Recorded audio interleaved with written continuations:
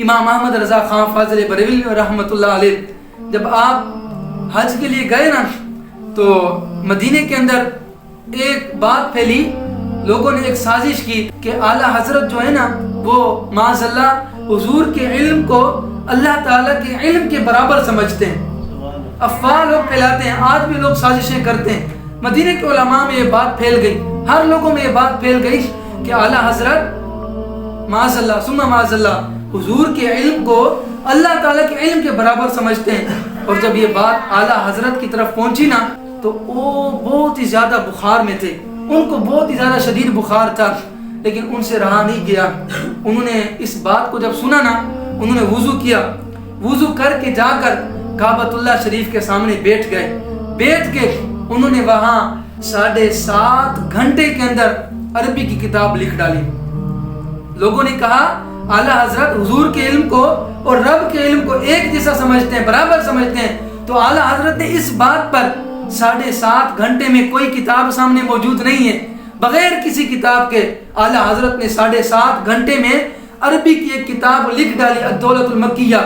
جب آپ نے کتاب لکھ ڈالی نا وہ کتاب آپ کی بڑے بڑے عرب کے علماء کے پاس گئی، تو آپ کے ایک شاگرد تھے ضیاء الدین مدنی اعلیٰ حضرت کے، تو اعلیٰ حضرت نے ان سے کہا تھا کہ یہ میری کتاب ہے نا اس کے بارے میں علماء سے پوچھنا، علماء اس کے پر کیا کہتے ہیں، وہ اس کے متعلق کیا ان کا رائے ہے۔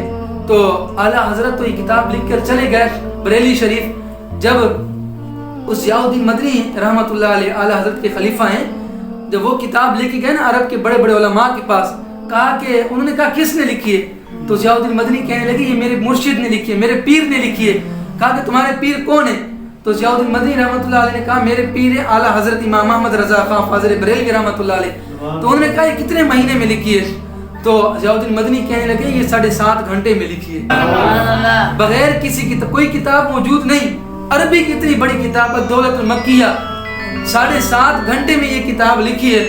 وہ کہنے لگے یہ کیسے ہو سکتا ہے، اتنی بڑی کتاب اور عربی کی کتاب وہ بھی 7.5 گھنٹے میں لکھی ہے؟ تو انہوں نے کہا ہماری سمجھ میں یہ بات نہیں آتی۔ بڑے بڑے علماء کے پاس گئے، لیکن پھر ضیاء الدین مدنی رحمۃ اللہ علیہ انہوں نے وہ کتاب اٹھائی، بریلی شریف چلے گئے۔ ضیاء الدین مدنی رحمۃ اللہ علیہ نے وہ کتاب اٹھائی اور سیدھا بریلی شریف گئے، کہا کہ امام احمد رضا خان فاضل بریلوی رحمۃ اللہ علیہ آپ مجھے یہ بتائیں کہ کوئی بھی عالم، کوئی بھی عرب کا علماء یہ ماننے کے لیے تیار نہیں ہے کہ اتنی بڑی عربی کی کتاب بغیر کسی کتابوں کے اس طرح کس طرح لکھ ڈالی 7.5 گھنٹے میں، تو اس میں وجہ کیا ہے؟ کیوں؟ تو کہا امام محمد رضا مجھے راز بتائیں کہ راز کیا ہے، آپ اتنے بخار کے عالم میں 7.5 گھنٹے کے اندر آپ نے یہ کتاب کس طرح عربی کی لکھ ڈالی؟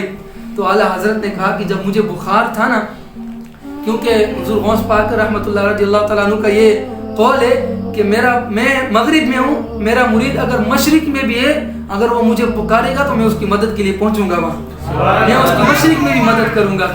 تو اعلیٰ حضرت نے ان سے پھر التجا کی کہ پیران پیر دستگیر سے، یاری والے پیر سے کہ آقا کرم کرو، حضور سے درخواست کرو۔ تو اعلیٰ حضرت نے کہا جب یہ امتحان کی بات آئی، یہ بات پھیلی، مجھے بخار شدید تھا، میں وضو کیا اور جا کر کعبۃ اللہ شریف کے سامنے بیٹھ گیا، میں کیا دیکھتا ہوں آپ کے سینے میں ٹھنڈ پڑ جائے گی۔